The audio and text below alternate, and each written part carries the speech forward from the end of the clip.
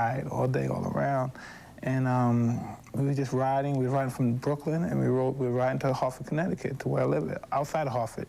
And we got Hartford, we passed Hartford, and we were going so fast, ironically, that we forgot the exit. Yeah, we missed the exit, so we turned around, and as we were coming off the exit, I was only doing 20 miles, and I just dozed for a second, and I was on top of a friend of mine, very close, and the wheel was, and I put on the brakes, and the bike just went from under me.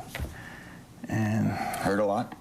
No, it didn't hurt. I was pretty much in control when I fell, and I controlled my fall and everything.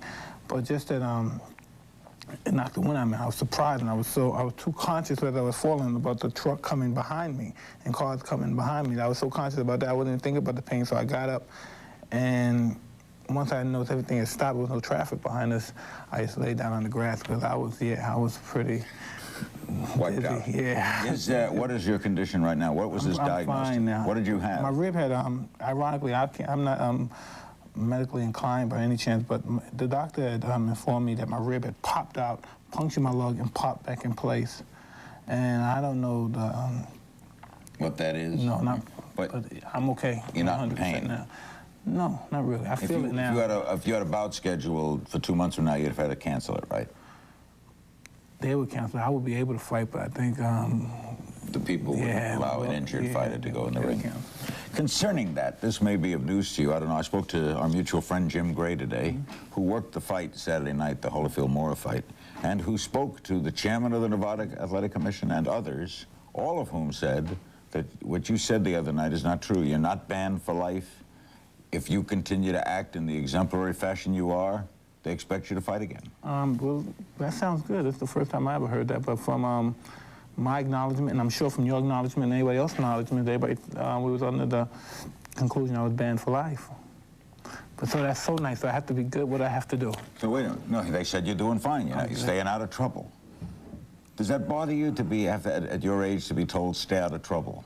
You know, it's just, listen, it's very ironic that my personal life has nothing to do with any pranks that happen inside the ring, but if that's what I have to do, I'm gonna be very good. I'm gonna be a good boy.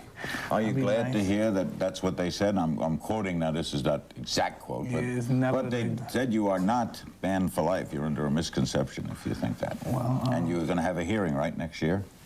Is that automatic? Yeah, but I don't know anything about that. But when the hearing happens and I'm reinstated, that would be great.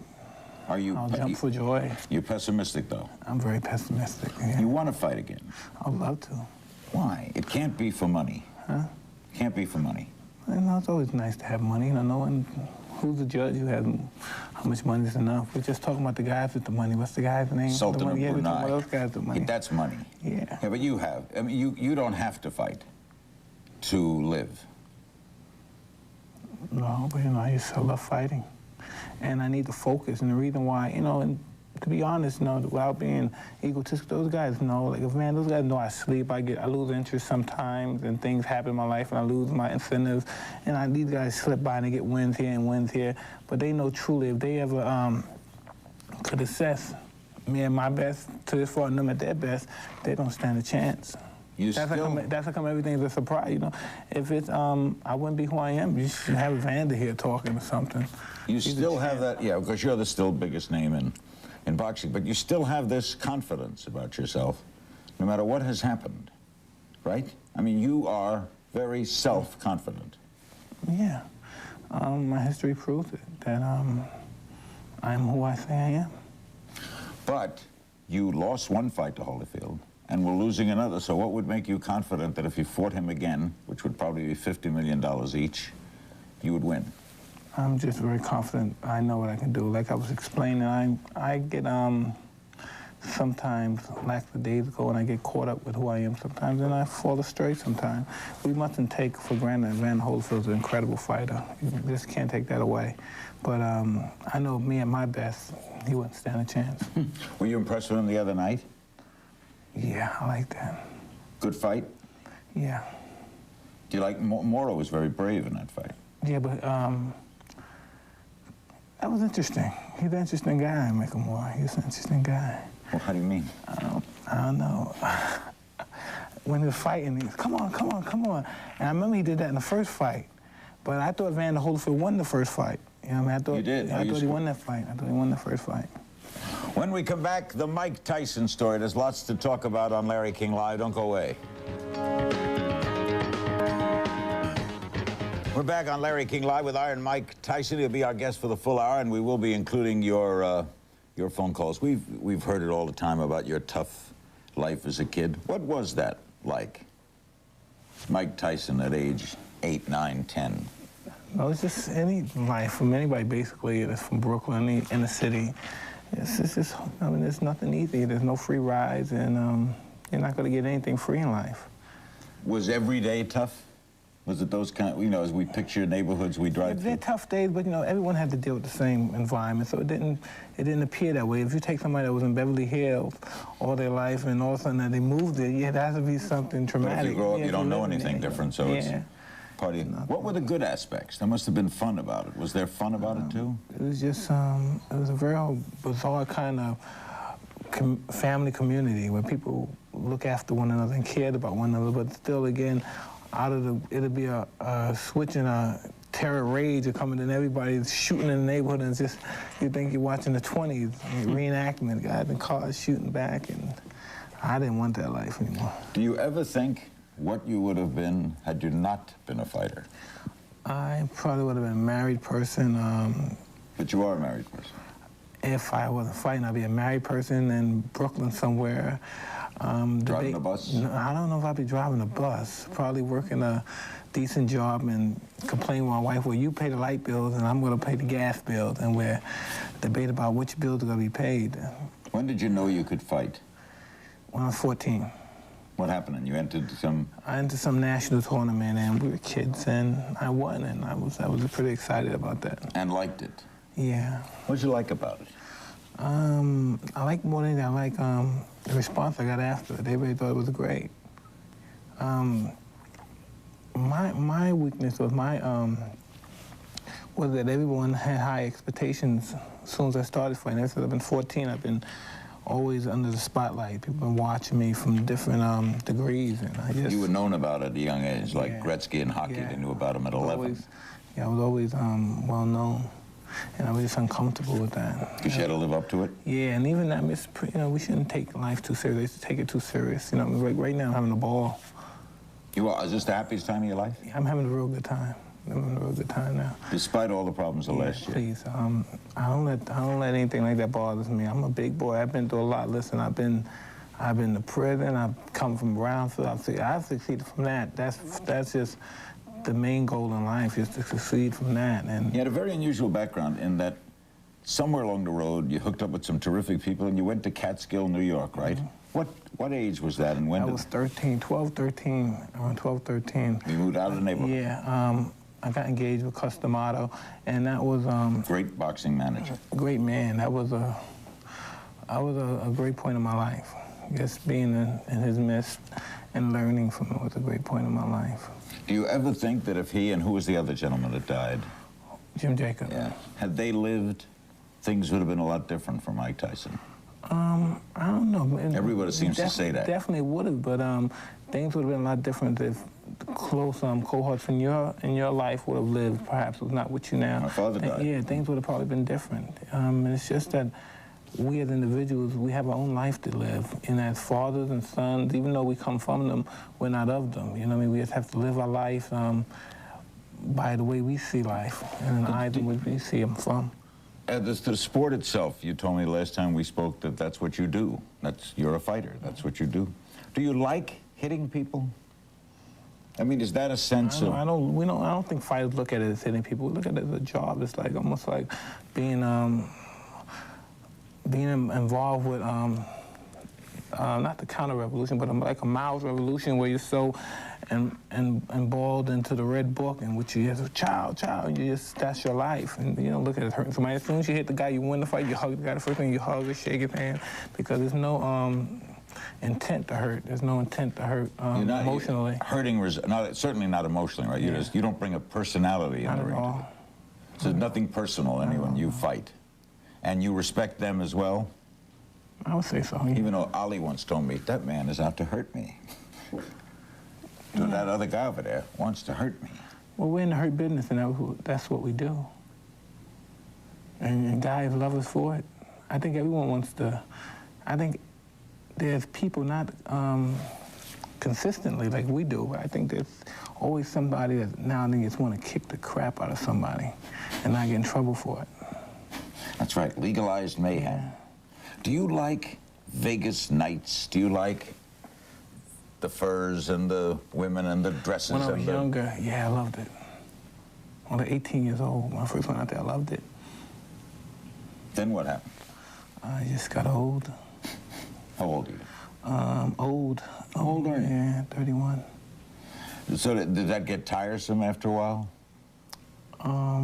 This year's lost interest in it. Don King. Great man. Why does he get rapped so much? Because he's successful. He's good as he does, and he's been a great influence in my life. He's been a confidence builder, and he's sure of himself, and he believes he's the best, and he wants what everyone else wants. He wants the most of everything that this country has to give him. Do you think he ever, as people said about others, robbed from you?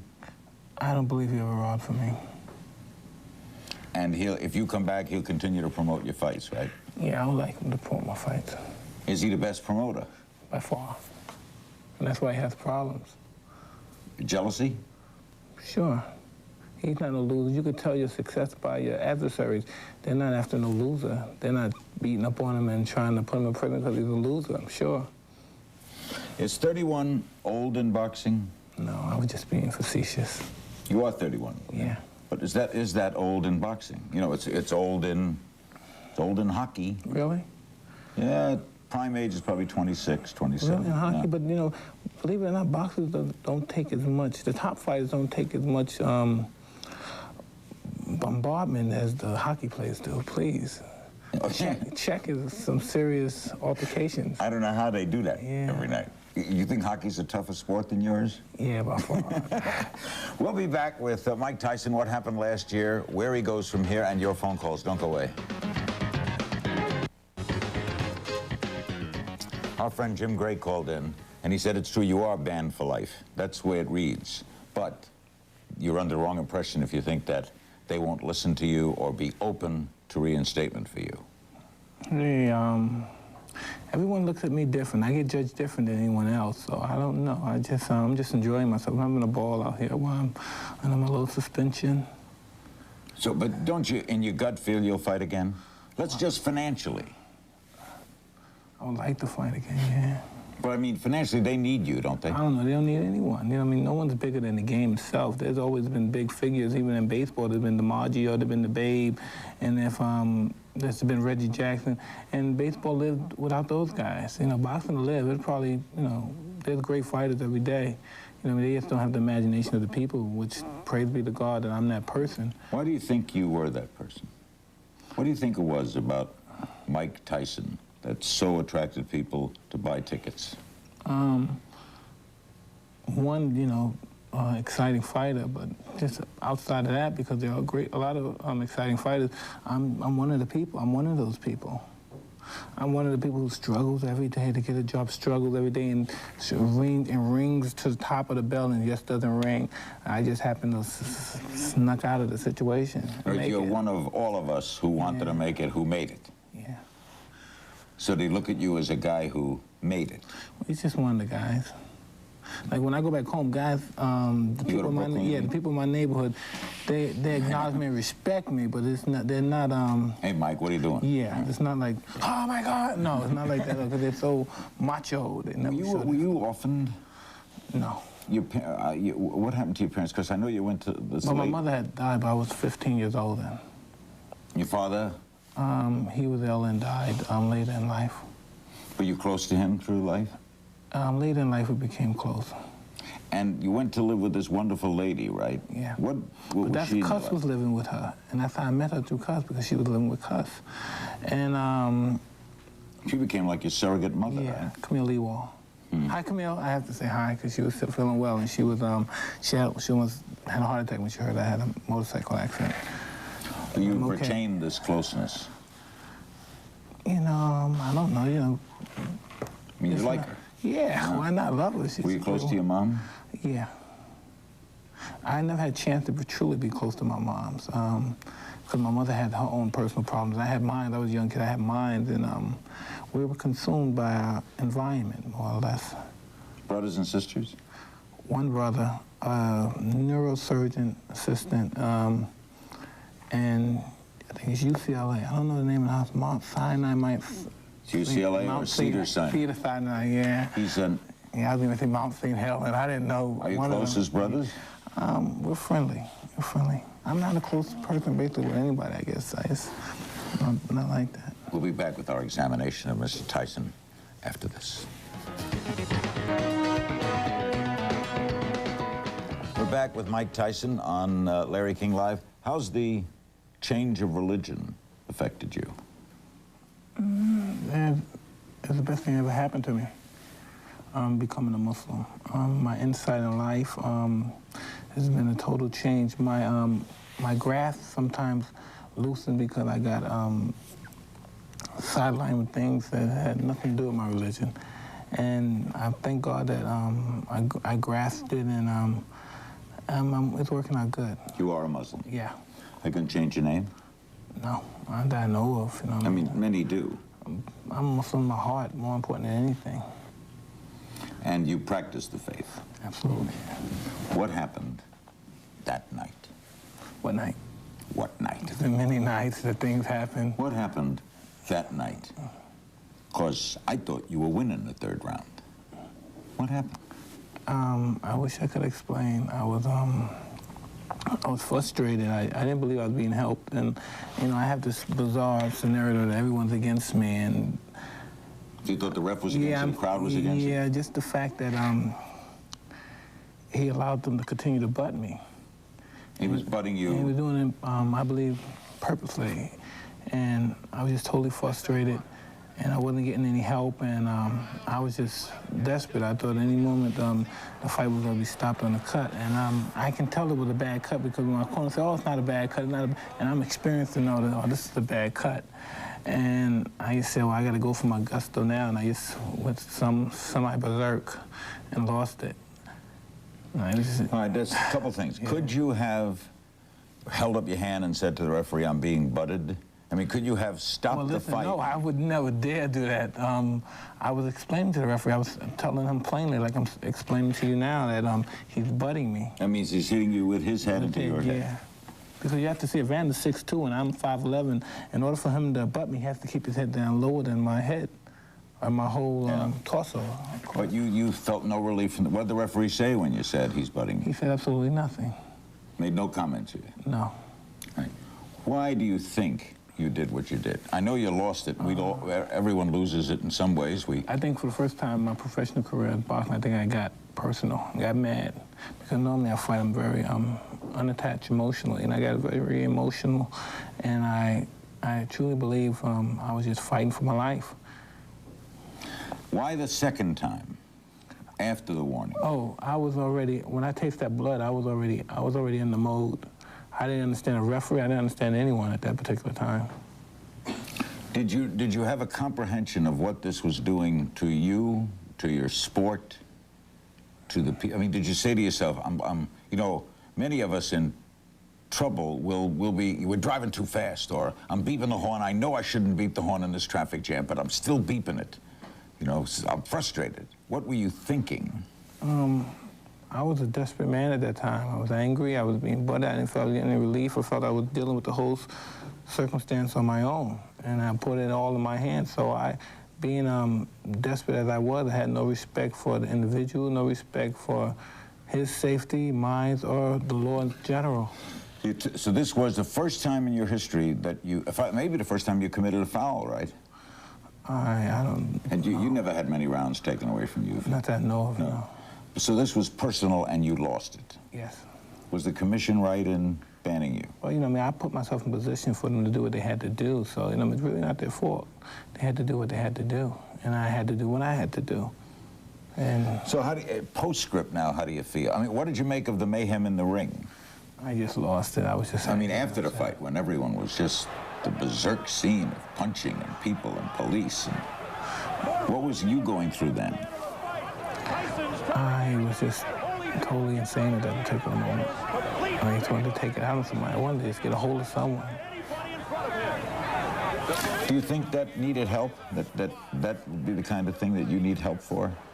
Not for that particular instance. I think anybody in the heat of battle just totally lose. It happens in baseball, basketball, it happens in basically every sport. But forgive me again, you know, praise be to Allah. I don't want to be egotistical. I just, because I'm the figure that I am, they took it to another level as far as making a big scene out of it. People, there's one guy turned around, I was watching, beat a guy in the head with a bat. Beat the pitcher, the back catcher in the head with a bat. Yeah, I remember that. And spit in this one individual's face. And you know, those things happen when we're in the sport that we are. And you think if, say, Michael Mora had bit Evander Saturday night, or Evander had bitten Michael Mora, would not near have been the story you were because you're Mike Tyson? I truly don't believe it would be as big. Be as big because of who he is and because of who I am. Because of Galala, I can't pronounce the Polish name, Andrew Galala. He was qualified twice in a row. And maybe it's, I don't know if it's the act of biting or it's just the act of hitting low, or people more conscious with boxers, they get hit low or not. I don't know, but you know. Have you ever bitten anyone? I've never bitten anyone in the ring. Gotta be straight. You bitten people out of the ring? Oh yeah, I have fights in the street, I bit people, yeah. No kidding? Yeah, I had to. We'll be right back, and I'll be very nice to Mike Tyson. Don't go away. Better be nice to me. We'll be back, and when we, in the next portion, we'll be taking your phone calls. We'll go to them momentarily. A couple of other things to cover with Iron Mike. The other night, someone said that they reacted worse to this, the public, than they did to the rape charge. You agree with that? I don't know. I don't know. You know, those things happen. You just got to handle them. I don't care. Listen. Were you shocked at how big a story it was? Concerning me, no. Yeah, no, weren't. No. Were you ashamed? Slightly for a moment. Just because it was done. Once it's done, there's nothing you can do. It's nothing you can do. You have to deal with the humiliation for that brief moment, and then, like, we got to move on to a different segment. But, people in general, they say, well, I would have bit him too, but they just don't understand because they're thinking about actual fighting. They're not thinking about the control method and discipline, what it is in fighting. So they say, well, I would have bit him too. And I'm trying to explain to them, no, you don't understand. You couldn't do that. So when you bit in street fighting, that's because anything goes in street fighting. Yeah. I mean, biting, kicking, anything. Let's not talk about that, but yeah, something to have exclusivity to it. And we all had problems. Were you ever afraid of anyone? Ooh, not really, no. Marciano told me once he had a bully on his block, he'd go out of his way to go home to avoid him. Well, everyone, I think, goes through that moment in their life, and then eventually you confront that. And once you confront it, it's usually not as bad as we think it is. But you were never scared of anyone? No. Let's take some calls from Mike Tyson, Houston, Texas. Hello. Hi.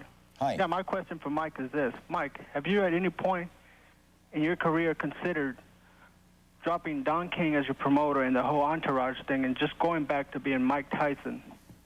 Now, a lot of people claim that or think that Don King is at fault, or the entourage is at fault, or the lifestyle is at fault.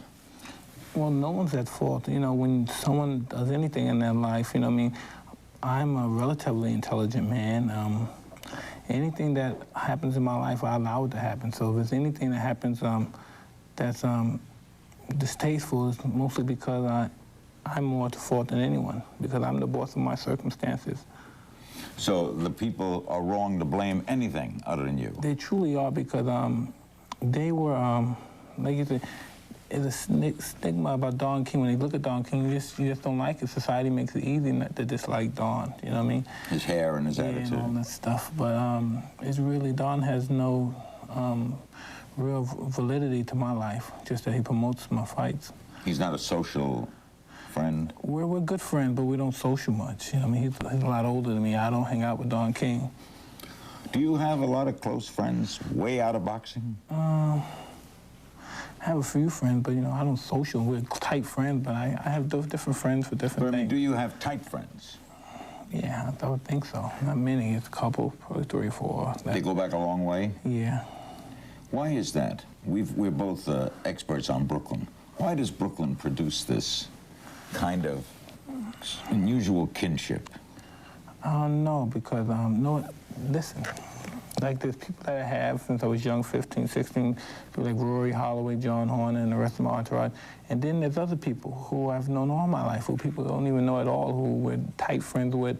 And they're just happy with knowing what's going on in your life and what's happening. How you doing? Yeah, and they always give their advice from the sideline. When they see you at, like, late at night, you come to their house and you sit down, you eat, and they may say, you know something, Mike, I was listening on television. I didn't like the situation that happened then, and you shouldn't have said this, or you shouldn't have said that, or you should investigate on this particular person who's involved with you a little. The true friend from the neighborhood can say that to you. Oh, absolutely. Right? Without anger. Oh, no doubt. Just said you should look into that. What happened with this Mitch Green? You went to court for something from 8, 9 years ago, and you lost. They awarded $45,000 to him. What happened? That was one of the strangest stories I ever read. I don't know. That was pretty ironic. He was in court. He was ranting and raving in court, yelling at his mother, threatening his lawyers, and it was pretty comical. And the judge got mad at me because I laughed. I said, can you tell me this is not funny? Can you tell me this is not funny, please, Your Honor? What did he say? You hit him? He said, I beat him up. Yeah, no, I didn't hit him. I beat him up. I started it, but they said he provoked me. But he said I started. I beat him up. I broke his face. I stomped him. I did so many dreadful things to him. And what's the truth? He provoked me, and I struck him. Now, he won $45,000 even though the jury said you were provoked. What was he asking for in that case? I don't know. Maybe 40 million. I don't know. Is this guy a part of your life? I mean, it's like he comes into your life at various times. He pickets you. He talks out about you. He seems to be where you are. Maybe he loves me. I don't know. Love me or in love with me. Maybe that.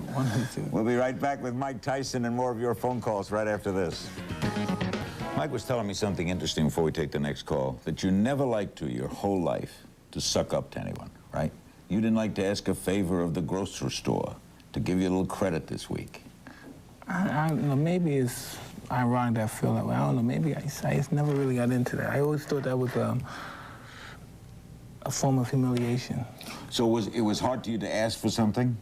Yeah. Was it hard to say I'm sorry? Not that, because that's not a form of sucking up. It's just because you made a mistake. Vanda, I'm sorry. I bit your ear. I'm sorry. That's a form of just being a man and looking up to your mistakes. And sucking up would be, please forgive me and be nice to me. No, please. I don't believe that. No, but sucking up would be, can you please please just allow me to thank you again? I never get enough of thanking you, but just please loan me $20. That's sucking up. That's sucking up. Has he ever called you? I don't talk to him, no. No? Winkler, Manitoba, hello. Hi, Larry. Good evening, Hi. Iron Mike. It's just such a treat to talk to you. I've admired your skills in the ring and watched your career up and down through the years. And I'm just concerned about if you're getting some help for your anger management. I know that was a big thing in the press, and I was just wondering if there's a therapist that is helping you or exactly what you're doing. Well, I have a friend that I talked to on that particular issue, and it's just, it wasn't necessarily anger. It was just something that happened at that particular moment, and we just discussed it, and I'm okay, and I appreciate that. You're a very kind lady. Thank you, ma'am. Would you say you are not quick to anger? No, not at all. So you wouldn't need intensive anger management therapy? No, on the contrary, I'm pretty docile. But just when I'm angry, I'm very angry. Do you get angry a lot? No, not much. Louisville, Kentucky, hello. Yes, Mike, I would like to ask you, my family's a big fight fan of yours, and I would like to ask you, would you consider taking Kevin Rooney back? You know, your former trainer. I really like Kevin Rooney a great deal, but Kevin Rooney has some problems he has to deal with, and it's just the relationship is just not the same. A lot of things have been said. he said some things that Camille Ewald found that was disrespectful towards her, and it'll be very difficult, personally. Personally, it'll be very difficult. The other night in an ABC interview, there was an implication that you may be unhappily married. Unhappily married? Well, I'm trying to get what you said. You implied it could have, I'd really hate to lose her. It's just part of life, things like that happen, but I'd hate to lose her. It sounds like you think you're going to lose her. I wouldn't lose her, just that I'm not as focused as she is on certain issues. Like? Responsibilities, and she's a perfectionist. In that she a better mother than you're a father? Oh, a low blow. I'm an interesting father. I'm an interesting father, but she's a perfectionist as a mother. And you think it might be in trouble because of that? Are you very much in... I mean, the world is interested in this. I'm madly in love with my wife. I can choose many women to marry, but my wife is my ultimate love. But I'm just a difficult person to get along with sometimes, and she doesn't want to tolerate it. She's a doctor, isn't she? Yeah, she's many of things. She's many things. But she practices medicine. Yeah. What do you two talk about? Anything we want. No, I mean, do you have conversations about her day and her medical life? Well, you know, have you ever been married or engaged or anything with a doctor? Have I ever been? Yeah. With a doctor? With a doctor? Yeah. No. Anybody involved in medicine? I'm finally in love. All right, well, but I've never been married to a doctor. All right, listen. A doctor, for some uncanny reason, they never seem to let it go. They talk all the time about work. They never let it go. Well, we take care of a girl today. She's really abused by her father. Oh, because she's a pediatrician. And all she talks about the children. They never let it go. So I hear it all the time. And I put my inputs on what I know, I think I know about particular fields of medicine. And I ask about this and the chromosomes here and here. And she always makes me look stupid. So I don't ask anymore. But you think it's going to last? I mean. It's going to last. She says it's going to last forever, so I hope it lasts forever. Do you want more children? I think she wants more children. She wants more children? Yeah. Where do you live? I don't know. I don't know. Where do you live? Las Vegas, Nevada? I don't know. You're supposed to have a house in Las Vegas, like... Yeah. And you live in Maryland? Yeah. And you live in Connecticut? Wherever my wife and kids at, that's where I live. And you have a multitude of automobiles. You have no need. You can't have financial needs, right? You don't have a financial worry in your life? Well, not at this point, no. No. What is that like? You don't have to ask the price. I don't know. Being married, you do. Being married, you have to ask the price and everything. She always want to check the receipts. You go shopping. Give me where the receipts, where the invoice, where the receipts. You trade too much, you know, like, go through all that stuff.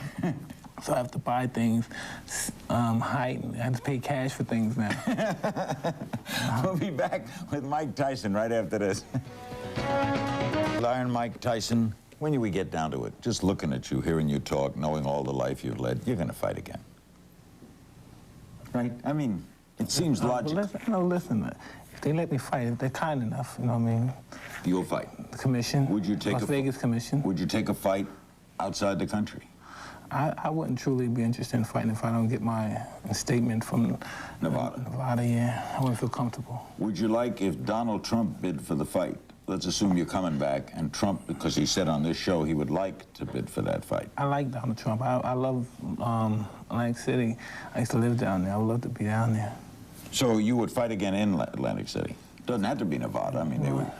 I like Donald Trump. He's an interesting man. San Diego, hello. Hi, Mike. Good evening.